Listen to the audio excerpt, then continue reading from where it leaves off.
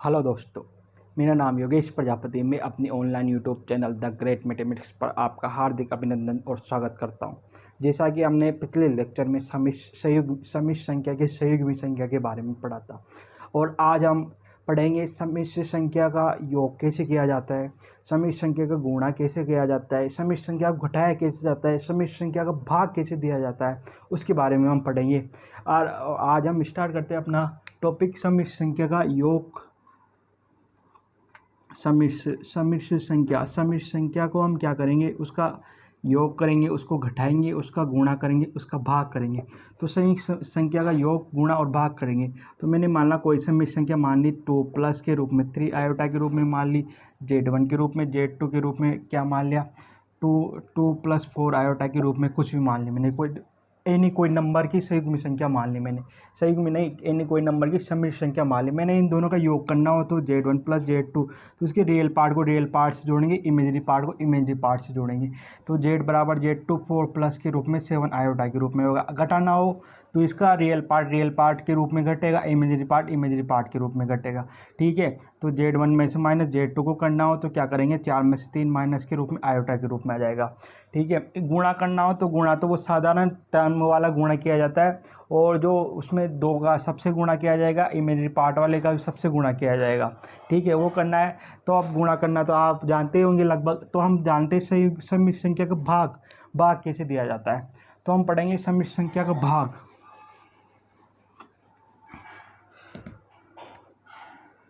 हमारा टॉपिक होगा समिश्र संख्या का हमें क्या देना है, भाग देना है। तो भाग देना क्या होता है, समिश्र संख्या क्या होती है, Z बराबर A प्लस आयोटा B के रूप में लिखना है। तो हमें इसका वापस जो जनरल टर्म है ना, ये बनानी पड़ेगी। तो मैंने कोई समिश्र संख्या के रूप में मान ली Z बराबर 3 प्लस 2 आयोटा के रूप में 2 माइनस आयोटा का इसमें भाग देना है। किसका देना है, 2 माइनस आयोटा का समिश्र संख्या का भाग देना है। तो भाग की एक कंडीशन रहेगी, जो हर क्या होता है, हर नीचे होता है। जैसे हर क्या होता है, हमेशा नीचे होता है। अंश क्या होगा, हमेशा ऊपर की तरफ होगा। तो अंश तो हर रहेगा, हर का क्या नाम, जो काल्पनिक भाग का, काल्पनिक हर का जो भी इसका समिश्र संख्या रहेगी, उसकी संयुग्मी संख्या को ऊपर और नीचे गुणा करना है। क्या करना है, इसकी संयुग्मी संख्या क्या होगी, 2 प्लस आयोटा के रूप में, 2 प्लस आयोटा के रूप, ऊपर नीचे गुणा करना, मतलब परिमेयकरण करना है इसकी, किसकी, संयुग्मी संख्या की, हर के संयुग्मी संख्या का परिमेयकरण करना है। हर की संयुग्मी संख्या का क्या करना है, हमें परिमेयकरण करना है। तो इसका परिमेयकरण करेंगे तो इसका आपने फॉर्मूला पढ़ा होगा, a plus b equal to a minus b. तो इसका मान क्या होता है, a square minus b square के रूप में होता है। ठीक है, तो 3 प्लस के रूप में 2 आयोटा, और 2 प्लस आयोटा को ऊपर नीचे गुणा करो और नीचे करो तो 4 माइनस के रूप में आयोटा का स्क्वायर के रूप में हो जाएगा। ठीक है, इसको गुणा करेंगे तो क्या, आयोटा स्क्वायर का मान कितना होता है, -1। एक -1 के रूप में एक करेंगे तो कितने हो जाएगा, नीचे हर में कितने आ जाएगा, 5 के रूप में आ जाएगा। ऊपर गुणा करना है, ध्यान रखना गुणा हमें स्पीड से करना है। स्पीड में करने के लिए क्या करेंगे, पहले इसको सेम से दिमाग में गुणा कर लो। कितना आ रहा है, 6 आ रहा है, 6 आ रहा है। इसको क्या नाम है, जो इसके सेम को गुणा करो पहले, और इसमें कितने आएगा, आयोटा स्क्वायर का मान -1 -2, 6 में से 2 घटेंगे तो कितने बचेंगे, 4 के रूप में बचेंगे। आ गया, 6 में से 2 घटेंगे तो कितने रूप में बचेंगे, 4 के रूप में बचेंगे। अब जो विपरीत अलग अलग है उनको गुणा करो पहले, 4 3 कितने में, 5 प्लस के रूप में 5 आयोटा के रूप में हो गया। इनको अलग अलग, इसको जनरल टर्म के रूप में बनाना है तो इसको अलग अलग कर दो, 4/5 इक्वल टू 5 आयोटा/5 के रूप में। तो इसकी क्या होगी, जनरल टर्म के रूप में बन गई। ठीक है, हमने क्या पढ़ा, समिश्र संख्या का भाग। तो आज हम और नए सवाल करते हैं। हमने समिश्र संख्या का भाग के रूप में पढ़ लिया, तो हम अलग अलग सवाल करते हैं। सवालों के बारे में भी मैं आपको लिए सामान्य जानकारी देता हूँ। सवाल इसमें आरपीएससी में किस तरह के पूछे जाते हैं, क्योंकि हम जो सब्जेक्ट पढ़ रहे हैं उसका तो पता होना चाहिए कि भाई सवाल कैसे पूछे जाते हैं।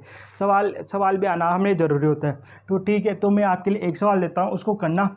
सवाल क्या है, सवाल है 1 प्लस आयोटा 1 माइनस आयोटा की पावर x इजिकल टू 1।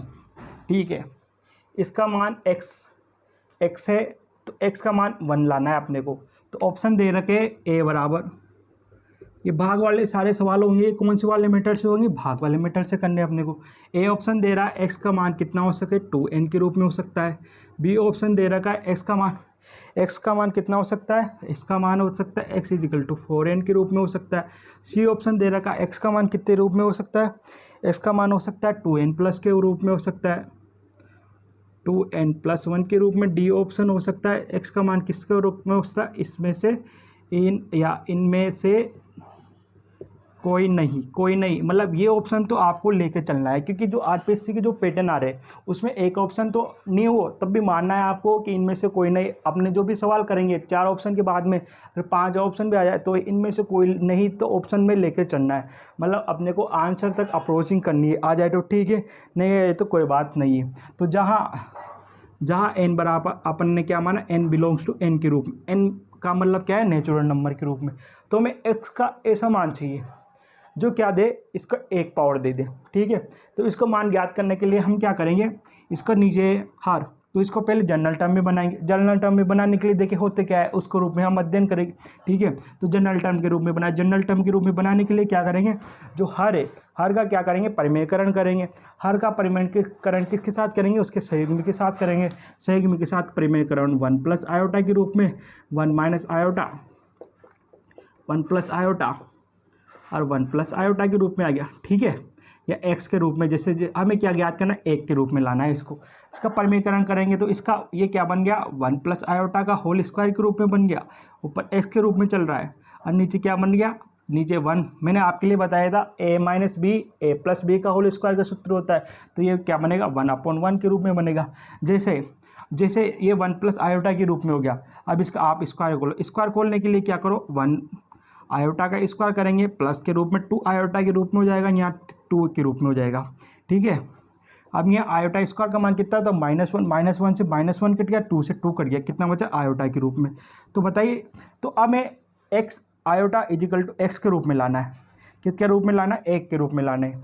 तो 1 कब आएगा, मतलब 1 कब आ जाएगा, जब आपने जिससे नियम सुना होगा n बराबर b, मतलब n बराबर a की पावर y हो जाती है। तो x बराबर क्या हो जाता है ना, n बराबर क्या हो जाता है, y हो जाता है। आप ऐसे कर लो या s का कुछ भी मान दे के देख लो। तो मैंने देखा आयोटा की मैंने 4n के रूप में ली, आयोटा की पावर मैंने क्या ली, 4 के रूप में ली। पहले मैं ले लेता हूँ 4 के रूप में, ठीक है। तो आयोटा की पावर में 4 के रूप में लूँगा, तो 4 के रूप में ये क्या देगा, हमेशा 1। तो 1 कैसे बनता है, हमेशा 1 की पावर 4n के रूप में ले लो। फर्स्ट टर्म ढूंढना है अपने को, तो n बराबर, तो 4 के रूप में ले ली मैंने, तो आयोटा की पावर 4 के रूप में, ये 1 के रूप में बन गई। तो x के बराबर कितना आ गया, 4n।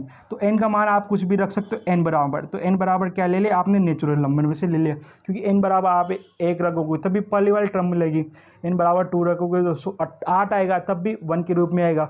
n बराबर 3 रखोगे तो कितना आएगा, 12, तब भी वो 4 से डिवाइडेड हो जाएगा, और क्या आएगा इसमें, 4 से डिवाइडेड हो जाएगा, तब भी क्या आएगा, 1 आएगा। तो x का मान क्या आएगा, 4n। ऑप्शन में क्या आ रहा है, 4n के रूप में आ रहा है, या ऑप्शन में आप मान रख के भी कर सकते हो। जैसे मैंने मान रखा n बराबर, तो n बराबर मैंने 1 रखा, ठीक है। आप सपोज करो, तो पहले ऑप्शन में क्या आ रहा है, n बराबर 1 रखने पर a ऑप्शन में आ रहा है 2, b ऑप्शन में आ रहा है 4, c ऑप्शन में आ रहा है कितना, c ऑप्शन में आ रहा है 3। तो मैंने n बराबर 1 रखा, तो मैंने यहाँ n बराबर 1 रखूँगा, तो x का मान कितना आ रहा है, x का मान आ रहा है 4, ठीक है, x का मान 4। तो ऑप्शन कौन सा आ गया, अपना बी वाला सही हो गया, ठीक है। उसी आधार पर मैं एक और सवाल करता हूँ, वो आपको करना है। ये सवाल देख लिया, ये इंपॉर्टेंट है, आरपीएससी ने इसको 3-4 बार पूछ लिया। आरपीएससी ने इसको आरपीएससी ने इसको कितनी बार पूछा, 2 या 3 बार। तो इस सवाल को पूछ लिया, इसके अलग अलग मान के रूप में पूछ लिया। तो यहाँ पूछ लिया, तो ये वास्तविक होगा, ये काल्पनिक होगा, इसके बारे में आरपीएससी ने पूछ लिए, ठीक है। तो हम और सवाल करते हैं।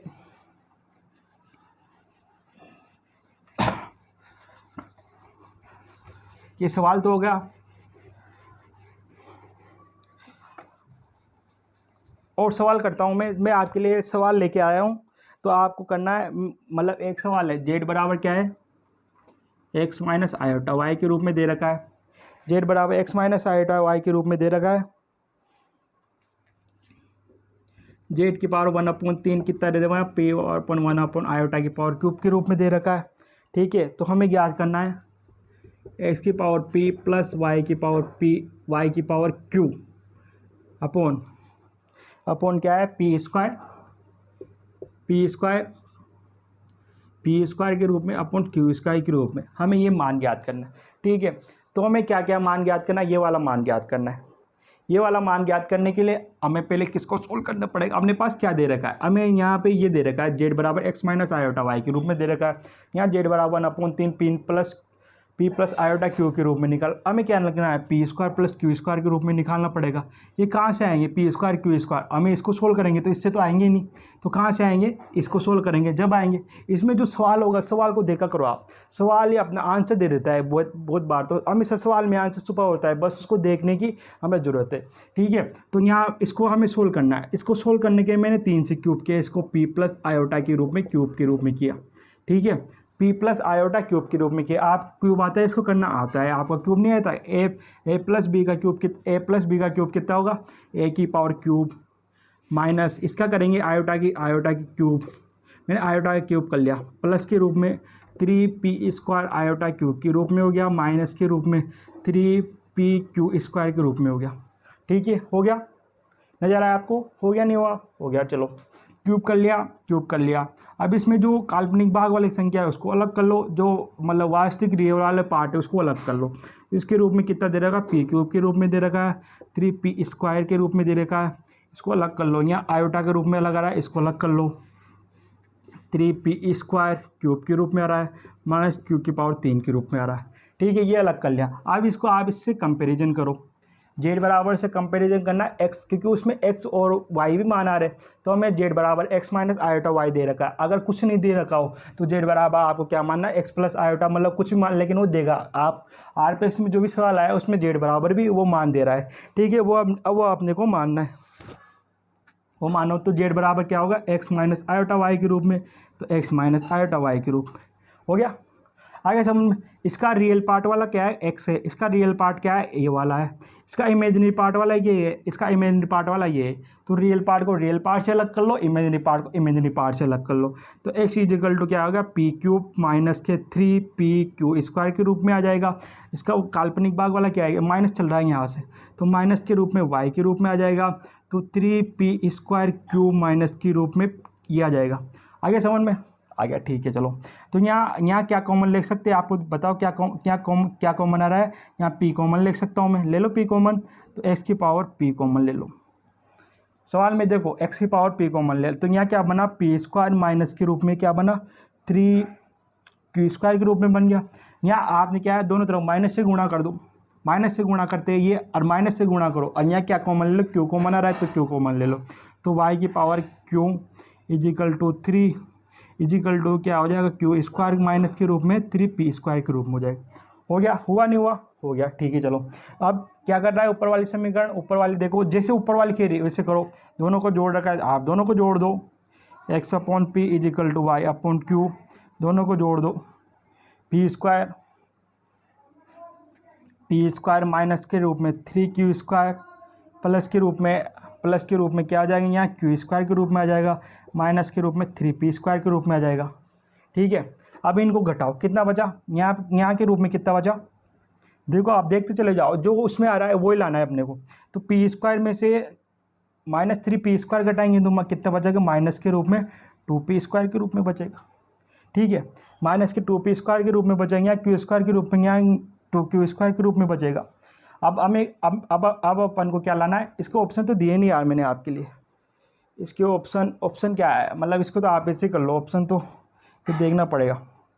तो ये कितने आ रहा है, p square minus Q square के रूप में, तो इसको क्या कर लो आप, ये ऐसे आ गया। ठीक है, इसको करो x की अपॉन p प्लस के रूप में y के अपॉन क्यू, यहाँ माइनस के रूप में कॉमन ले सकते हैं, माइनस के रूप में कॉमन ले लो, तो p स्क्वायर प्लस के रूप में क्यू स्क्वायर के रूप में बचा। यहाँ क्या बचा, माइनस के रूप में 2 आ गया, तो माइनस के 2 कॉमन लिए, माइनस का 2 कॉमन लिया, तो यहाँ क्या बचा, यहाँ बचा p square plus q square के रूप में। तो x upon p y upon q equal to p square plus q square का मान कितना आ गया, -2 के रूप में आ गया। कितना आएगा इसका मान, -2 के रूप में आ गया, इसका मान -2 के रूप में आ गया। ठीक है, अपने को ये वाला सवाल ऐसे करना है।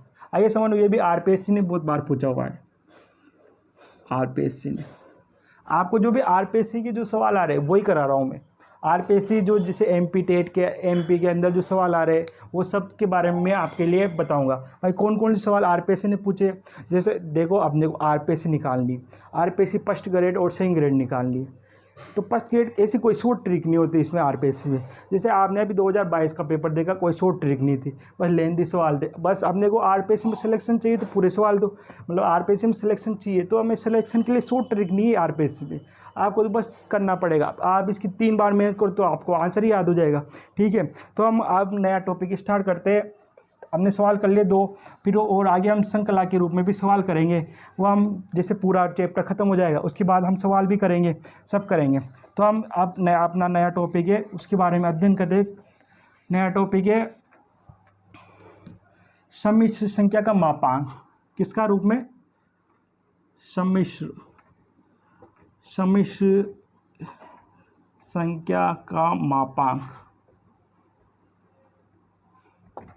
जो शॉर्ट ट्रिक होगी मैं आपके लिए बता दूंगा, जो लॉन्ग ट्रिक होगी वो तो करना ही पड़ेगा सवाल को। ठीक है, तो हम टॉपिक है अपना सम्मिश्र संख्या का मापांक। मापांक यानी मॉडुलस।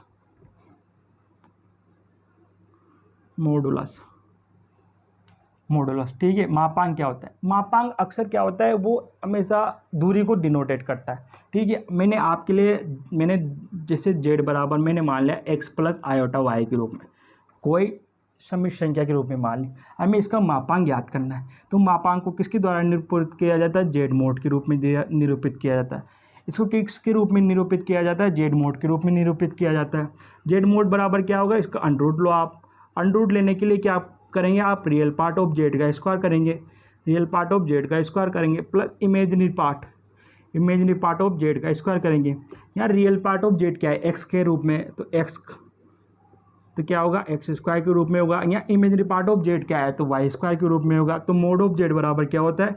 ये क्या हो गया? मोड ऑफ z बराबर underroot x square plus y square. Mod, ये मापांक हमेशा दूरी को निरूपित करता है। दूरी को कैसे? जैसे मैं आपके लिए बताता हूँ। जैसे मैंने ये 2 पॉइंट, ये z बराबर एक्स प्लस आयोटा वाई लिया, तो एक्स प्लस आयोटा वाई आपने आर्गेंटल या द्वितल के रूप में निरूपित करते हैं उसको। किसने खोज की थी इसकी? आर्गेन नामक वैज्ञानिक की थी। इसका यहाँ कौन सा अक्ष होगा? वाई अक्ष के रूप में होगा। यहाँ कौन सा अक्ष के रूप में होगा? एक्स अक्ष के रूप में होगा। ठीक है, तो ये पॉइंट रहेगा z बराबर, तो ये कौन सा पॉइंट रहेगा? एक्स और वाई के रूप में होगा।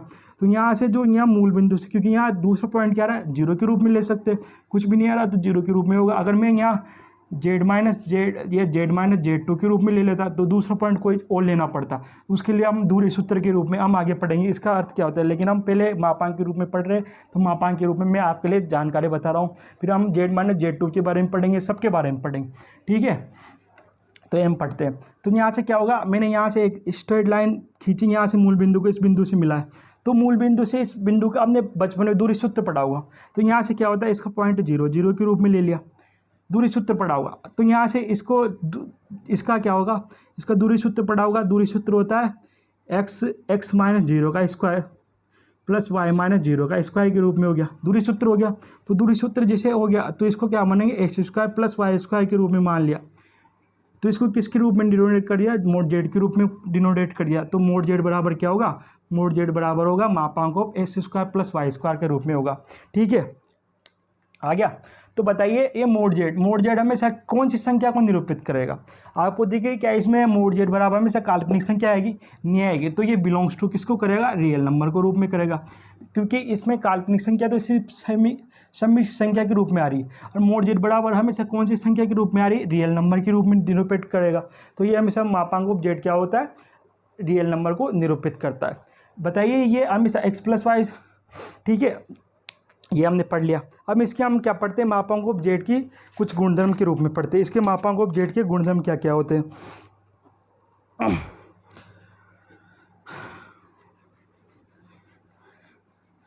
इससे रिलेटेड पहले आप एक सवाल कर लीजिए, फिर उसके बाद में हम पढ़ेंगे मापांक ऑफ z के गुणधर्म। ठीक है, तो z में आपके लिए कोई सवाल देता हूँ। z बराबर जैसे 5 माइनस के रूप में 2 आयोटा के रूप में, तो इसका आपको मॉडुलस निकालना है, मापांक का मान निकालना है। तो मापांक का मान निकालने के लिए क्या करो? इसको मॉडुलस लगाओ। मॉडुलस के रूप में क्या लगाओ? वर्गमूल के रूप में लगाओ। वर्गमूल के रूप में लगाओ तो वर्गमूल रियल पार्ट का स्क्वायर के रूप में आएगा प्लस इमेजनरी पार्ट का स्क्वायर के रूप में आएगा। तो इमेजनरी पार्ट का स्क्वायर, तो इसका कितना होता है? 25 प्लस के रूप में इसका क्या होगा? 4 तो रूट तो इसका कितना होगा, रूट 29 के रूप में आ जाएगा इसका आंसर। ठीक है, ये हमने पढ़ लिया। ठीक है, अब हम पढ़ते और आगे। ये पढ़ लिया, तो इसके बाद में हम पढ़ेंगे सम्मिश्र संख्या के मापांक। सम्मिश्र संख्या के मापांक के गुणधर्म, इसके गुणधर्म क्या है, इसकी प्रॉपर्टीज़ क्या है, उसके बारे में पढ़ेंगे। मतलब ये क्या क्या, मतलब क्या क्या कर सकता है, इसके बारे में हम अध्ययन करेंगे। ठीक है, उसके बारे में पढ़ते। तो सम्मिश्र संख्या, यहाँ से इसको उठाओ टॉपिक को, मापांक। अपना टॉपिक होगा मापांक के गुणधर्म। क्या टॉपिक है, मापांक के गुणधर्म इसकी प्रॉपर्टीज़ क्या है, प्रॉपर्टीज़ के रूप में। मापांक को किसके द्वारा, जेड बराबर रूप में लिख लिया मैंने, एक्स प्लस आयोटा वाई के रूप में लिख लिया। ठीक है, मापांक की प्रॉपर्टी क्या होती, अगर इसको मोड ऑफ जेड लगाओ या इसको लगाओ माइनस मोड ऑफ जेड के रूप में लगाओ, या इसके रूप में आयोटा जेड के रूप में लिख दो इसको, या इसको लिख दो माइनस आयोटा जेड के रूप में लिख दो, तो इनका सबका मान क्या होता है, सेम होता है। इनका सबका मान क्या होता है, समान होता है। जैसे मैंने लिखा जेड बराबर क्या आएगा, जेड बराबर इसका मापांक लिखूंगा तो मैं क्या आएगा, जेड बराबर मापांक लिखूंगा इसका रियल पार्ट का स्क्वायर के रूप में, इमेजिनरी पार्ट का स्क्वायर के रूप में आ जाएगा। ठीक है, अब ये मैंने माइनस जेड के रूप में लिख दिया, इसको माइनस से गुणा कर दो जेड को, तो माइनस जेड के रूप में लिख दिया, माइनस का एक्स इक्वल माइनस वाई के रूप में आ जाएगा।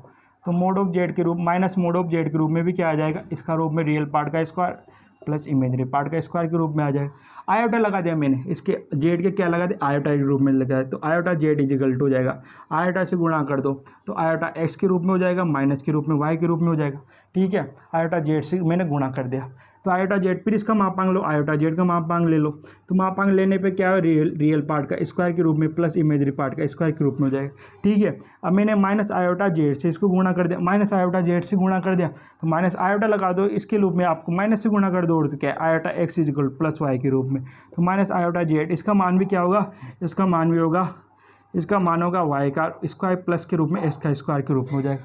ठीक है, आया नहीं आया समझ में। तो हमें क्या करना है, मोड ऑफ जेड, मोड मापांकों, मोड ऑफ बोलो, मापांकों जो बोलो, इसका मान क्या होता है, इन सब का मान क्या होता है, सेम के रूप में होता है। ठीक है, ये ध्यान रखो आप, ये प्रॉपर्टी बहुत इंपॉर्टेंट है। ये क्या नाम है, हमें सवाल को इजी करने में, मतलब सवाल को इजी करने में हमें सहायता प्रदान करेगी। और तो मतलब प्रॉपर्टी क्या होती है, मतलब मेरी प्रॉपर्टी क्या है, मैं पढ़ा रहा हूँ, ये मेरी प्रॉपर्टी, और क्या है, मैं क्या कर रहा हूँ, इसको कह रहा हूँ, इसको ये कभी कभी सवाल आ जाए आपके रूम में, आपसे पूछ ले, जैसे mode of Z minus mode of z का मान कितना होता है, ये सवाल पूछ ले, तो इन दोनों का मान क्या होगा, सेम होगा। प्रॉपर्टी हमें ध्यान रहनी पड़ेगी उसकी, प्रॉपर्टी के द्वारा हम आगे सवाल को और इजीली बना सकते हैं। ठीक है, अब इसकी एक और प्रॉपर्टी होती है, वो प्रॉपर्टी होती है, अगर आप mod of z one into mod of z two दोनों गुणा के रूप में, तो इसको मापांक लग रहा है दोनों के ऊपर, दोनों गुणा के रूप में, तो इसको क्या कर सकते हैं, जेड वन के रूप में मापांक के रूप में भी करो, जेड टू के रूप में मापांक के रूप में भी कर सकते हैं। आप क्या करोगे, अगर ये दोनों मापांक के रूप में लगाओगे, आपके लिए जैसे जेड वन और जेड टू दो, जेड वन और जेड टू दो क्या दे रखी, सम्मिश्र संख्या के रूप में लिख रही है। अगर आप इनको जेड वन पहले जेड टू को इंटू करोगे, इंटू करो फिर उसको मापांक लगाओ, तब भी मान वही आएगा, या आप जेड वन और जेड टू को दोनों को पहले इंटू ना करो, उन दोनों को अलग अलग कर लो, तब भी मान वही आएगा, सेम प्राप्त होगा। ठीक है, इसके बाद होती है, मैंने जैसे जेड वन जेड टू के बारे में पढ़ा, ये कितनी बार जा सकती है, ये कितनी बार लिखूँ मैं, इसको कितनी बार लिख सकता हूँ, जेड वन के रूप में भी लिख सकता हूँ, जेड टू के रूप में, जेड थ्री के रूप में, कितनी बार भी एन टाइम्स के रूप में भी ये होगा, जेड वन का मापांक, जेड टू का मापांक, जेड के पावर एन, जेड का एन का मापांक के रूप में ये बराबर होंगे।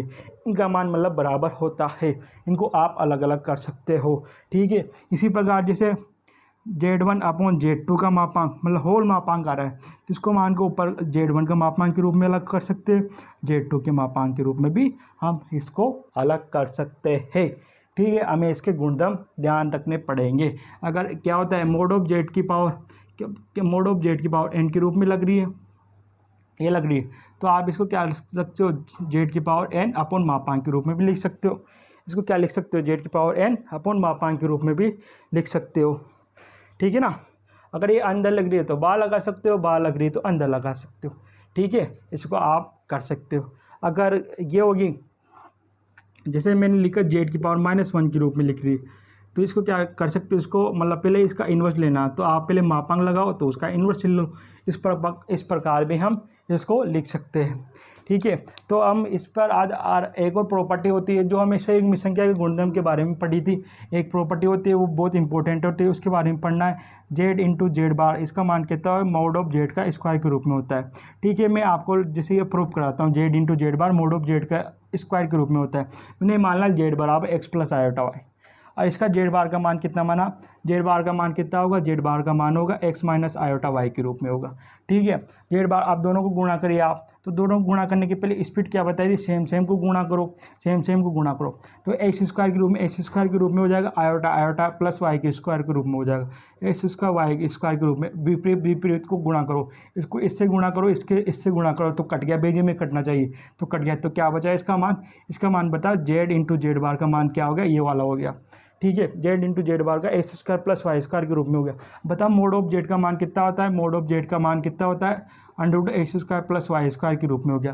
ठीक है, अब मैं इसको स्क्वायर करूंगा, तो मोड ऑफ जेड का स्क्वायर के रूप में x square plus y square के रूप में हो गया, तो ये किसके बराबर आ गया, ये किसके बराबर है, जेड इंटू जेड बार के रूप में बराबर आ गया, मोड ऑफ जेड का स्क्वायर के रूप में बराबर आ गया। ये प्रॉपर्टी अधिकांश टाइम काम आती है। ठीक है, तो हमें इस प्रॉपर्टी के बारे में पढ़ना पड़ेगा। मैं आपको पूर्ण सिलेबस कराऊंगा, जैसे मापांक की गुणधर्म कराऊंगा, उसके सवाल कराऊंगा। हम आरपीएससी के कंटेंट बाय कंटेंट पढ़ते चले जाएंगे। ऐसे नहीं भाई कि शॉर्ट में बग रहे, ऐसे छोटे वीडियो डाल रहे, वो नहीं। मैं आपके लिए पूरा एक पूर्ण तरह सिलेबस में कराना चाहता हूं, जिसके द्वारा आप आरपीएससी फर्स्ट ग्रेड और सेकंड ग्रेड की और अन्य जैसे वैकेंसियाँ आती है, और पीजीटी की वैकेंसी आती है, यूपी टेट की वैकेंसी आती है, जेई मेंस के सवाल आते हैं, उन सबको मैं कराऊंगा। इस जैसे कॉम्प्लेक्स नंबर एक पूरा ही पढ़ाऊंगा, तो आप जैसे जो आपके लिए उपयोगी हो वो करो। लेकिन जो अपनी जो पर्सनल जैसे आरपीएससी सेकंड ग्रेड के, तो वो मैं सिलेबस पूरा ही कराऊंगा। ठीक है, ये आपने गुणधर्म के बारे में पढ़ लिया, गुणधर्म के बारे में पढ़ लिया, तो इसको हटा दे गुणधर्म के बारे में। अब हम मापांक के गुणधर्म से रिलेटेड कुछ सवाल करते, मतलब मापांक के गुणधर्म या मापांक से संबंधित कुछ सवाल करते। ठीक है, मापांक के गुणधर्म पढ़ लिया।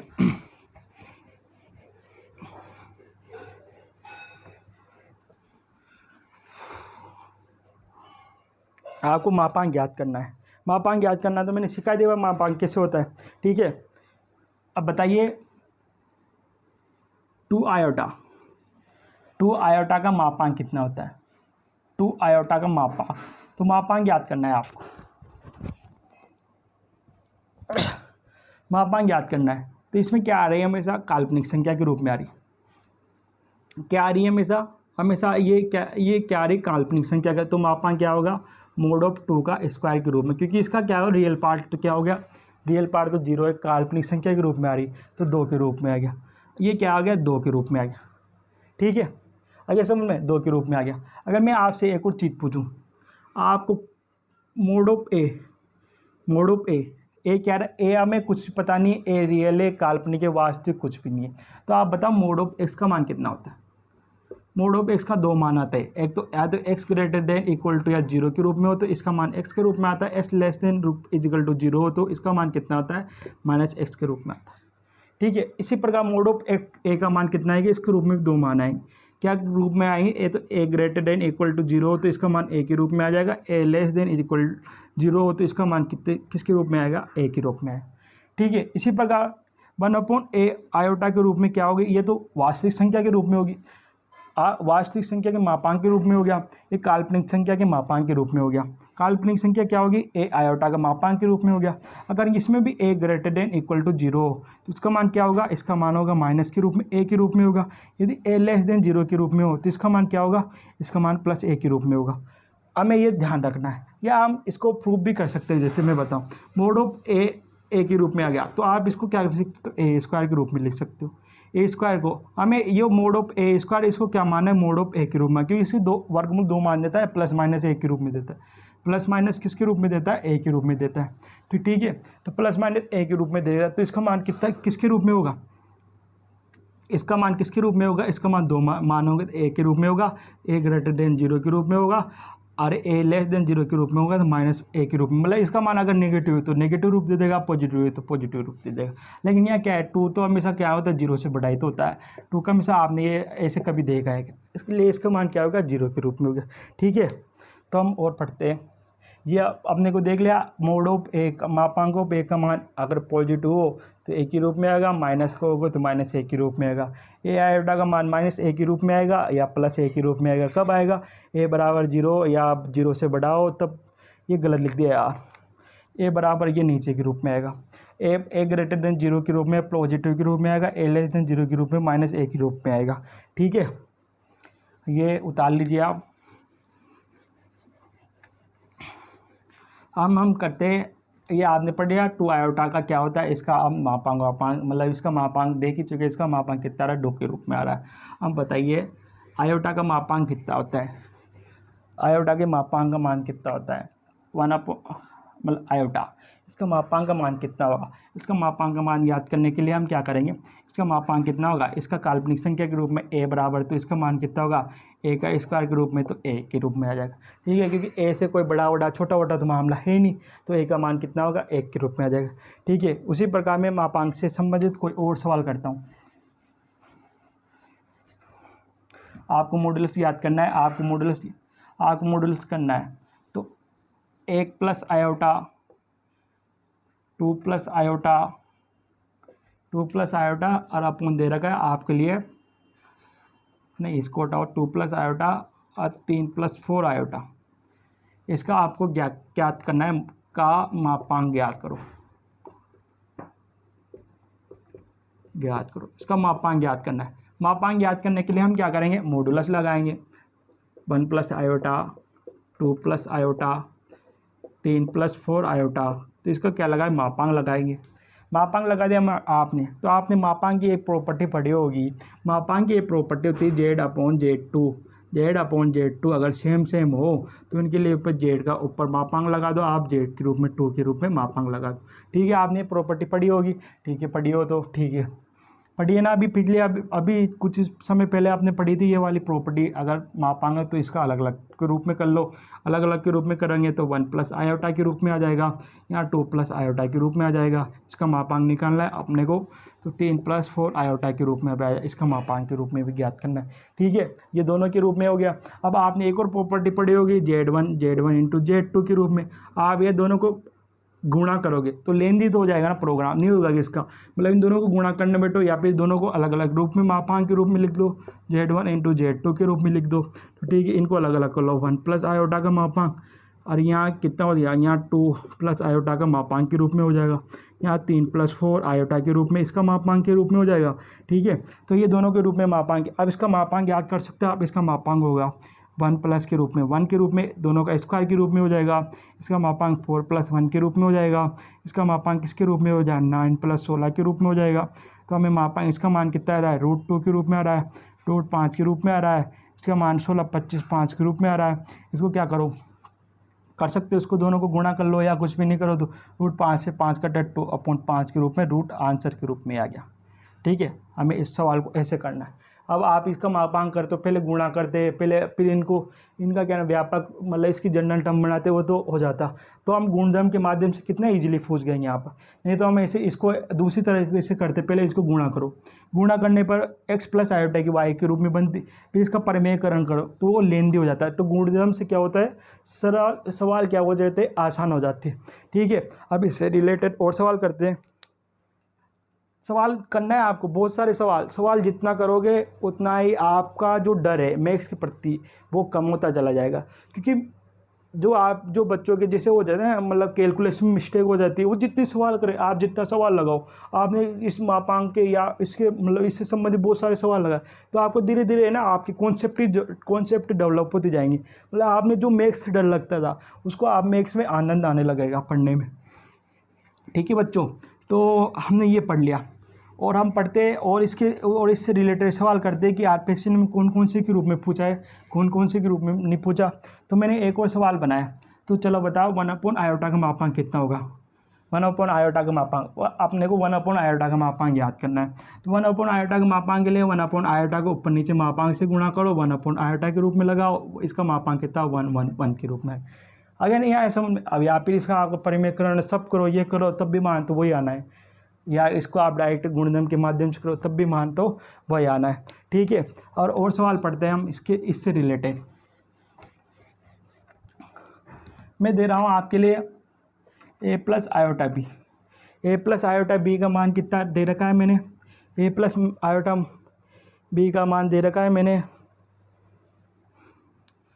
ए प्लस आयोटा बी का मान दे रखा है मैंने 2 प्लस आयोटा 2 माइनस आयोटा के रूप में, कुछ भी मान दे रखा है मैंने। ए प्लस आयोटा का मान 2 प्लस आयोटा 2 माइनस आयोटा के रूप में दे रखा है। आपको ज्ञात करना है ए स्क्वायर प्लस बी स्क्वायर के रूप में ज्ञात करना है। बताओ ए स्क्वायर बी स्क्वायर कब आते हैं, यहाँ पर देख के बताओ एक बार, ए स्क्वायर बी स्क्वायर कब आते हैं। ए स्क्वायर बी स्क्वायर लाने के लिए आपको क्या करना पड़ेगा, इसका मापांक लेना पड़ेगा, इसका मापांक लेना। तो आप क्या लगो, दोनों तरफ मापांक लगा दे आपने, दोनों तरफ मापांक लगा दे। चलो अब इसका मापांक करेंगे तो क्या होगा, इसका रूप में इसका मापांक होगा ए स्क्वायर प्लस के रूप में बी स्क्वायर के रूप में होगा, हो गया। ए स्क्वायर रियल पार्ट का स्क्वायर के रूप में होगा, इमेजरी पार्ट का स्क्वायर के रूप में हो गया। इसका मापांक का गुणधर्म लगाओ, वो अपोन वाला गुणधर्म दिमाग में आना चाहिए। Z1 अपॉन Z2 का मापांक लगाया मैंने, तो उसके लिए आप ऊपर वाले का मापांक को अलग करो, नीचे वाले का मापांक अलग करो, दोनों का मापांक अलग कर लिया। इसका रियल पार्ट का स्क्वायर कितना होगा, 4 के रूप में, इसका 1 के रूप में हो गया। इसका कितना होगा, 4 के रूप में, इसका भी किसके रूप में, 1 के रूप में हो गया। ठीक है, इसका मान कितना आ रहा है अपने, इसका मान कितना आ रहा है, इसका मान आ रहा है ए स्क्वायर प्लस के रूप में बी स्क्वायर।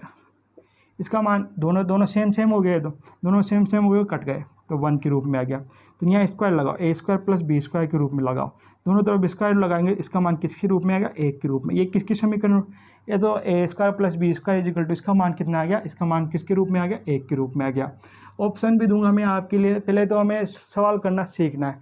ऑप्शन भी दे दो, ऑप्शन में चलो क्या मैं ऑप्शन, अगर सवाल नहीं था मैं ऑप्शन देता 1, दूसरा 3, सी के रूप में क्या नाम है 2, डी के रूप में नन ऑफ दीज के रूप में देता। तो ऑप्शन क्या होगा, ऑप्शन के रूप में 1 के रूप में हो जाएगा। नहीं दे लगेगा, आपने को ध्यान रखना ऑप्शन से जो सवाल होंगे, मैं ऑप्शन वाले सवाल भी बताऊंगा जो ऑप्शन जो हो जाते डायरेक्ट, लेकिन आप इसमें आप क्या ऑप्शन लगाओ। अगर मैं ऑप्शन भी दे देता तो इसमें तो आपको सोल्व ही करना पड़ेगा ना इस सवाल में। तो ये सवाल होते हैं जो हमें सोल्व करना पड़ता है, जो ऑप्शन से हो जाएंगे तो ऑप्शन से भी करेंगे उस सवाल को, जो सोल्व करना पड़ेगा उस सवाल को सोल्व करके भी बताएंगे मैं आपके लिए। ठीक है, इसके बारे में पढ़ेंगे। आपने इस तरीके से सवाल कर ही लिया, मैं और सवाल कराता हूँ आपको।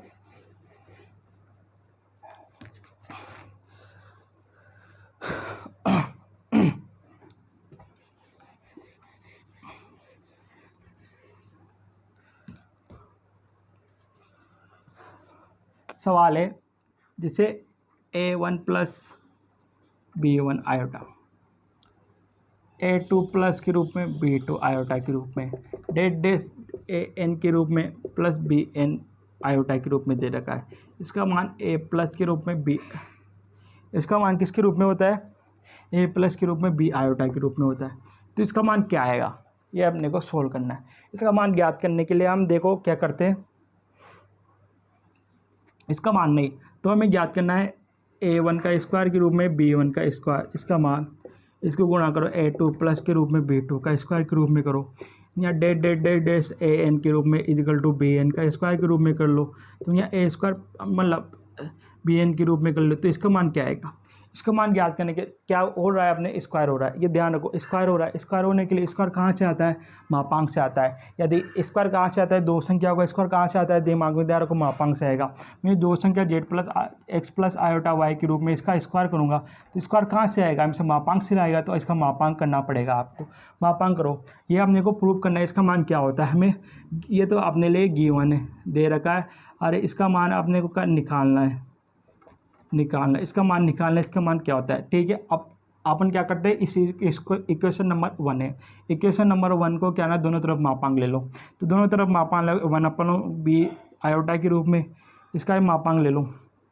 ठीक है, A2 प्लस B2 आयोटा के रूप में डेस AN प्लस के रूप में आयोटा B के पावर N के रूप में इधर मापांक ले लो। इसके रूप में भी मापांक ले लो, A प्लस B आयोटा के रूप में इसका मापांक ले लिया। मापांक की प्रॉपर्टी लगाओ, गुणा वाली प्रॉपर्टी क्या होती है, ये मापांक अंदर आ जाता है, सबके लग जाता है, सबके लगा दो मापांक। A1 प्लस के रूप में B1 आयोटा के रूप में, A2 प्लस B2 आयोटा के रूप में डेस AN प्लस के रूप में आयोटा BN के रूप में, सबके लगा दो मापांक। A प्लस के रूप में B आयोटा के रूप में हो गया। मापांक खोलो, मापांक खोलने के लिए अंडररूट आएगा, अंडररूट सब में आएगा, सबका अंडररूट कॉमन ले लो। तो A1 का स्क्वायर के रूप में B1 का स्क्वायर के रूप में आ जाएगा, A2 का स्क्वायर B2 का स्क्वायर, मैंने स्पीड निकल लिया। ठीक है, आपको ध्यान रखना पड़ेगा। इसमें भी अंडर रूट आएगा, इसमें भी अंडर रूट आएगा, इसमें भी अंडर रूट आता है। आप जानते हो a की power n equal to b की पावर n होती है, तो a b की पावर n के रूप में हो जाएगी। ये a की पावर 1/2 लग रही है, यहाँ b की पावर 1/2 लग रही है, तो a b की पावर क्या हो जाएगी, 1/2 के रूप में हो जाएगी। आपको सवाल करना पड़ेगा इसमें क्या, मैं अभी इजीली बताऊँ। अब इसको आप दिमाग में भी ध्यान रख सकते हो या दिमाग में करना चाहते हो, स्पीडली करो। स्पीडली कैसे करना है, अपने को a1 का स्क्वायर प्लस b1 का स्क्वायर बनाना है, ये बनाने के लिए क्या करना पड़ेगा, मापांक लो इसका। मापांक लेने के क्या बनेगा, a1 का स्क्वायर b1 का स्क्वायर के रूप में बनेगा, वहाँ क्या बनेगा, a square plus b square के रूप में बनेगा। तो ऐसे दिमाग में करने से आपको तो आंसर ही आ जाएगा, a1 इजिकल टू bn के रूप में, b1 का स्क्वायर इधर भी स्क्वायर के रूप में आएगा, मापांक के रूप में आ जाएगा, मापांक का स्क्वायर ले लो तो कट जाएगा। तो ये कितने हो जाएगा, a स्क्वायर प्लस के रूप में b स्क्वायर के रूप में, ये आपके लिए आंसर आ जाएगा। ठीक है, तो मैं एक और सवाल कराता हूँ आपके लिए, सवाल करेंगे उसके बाद में हम, एक और सवाल है, ये वाला सवाल कर लिया।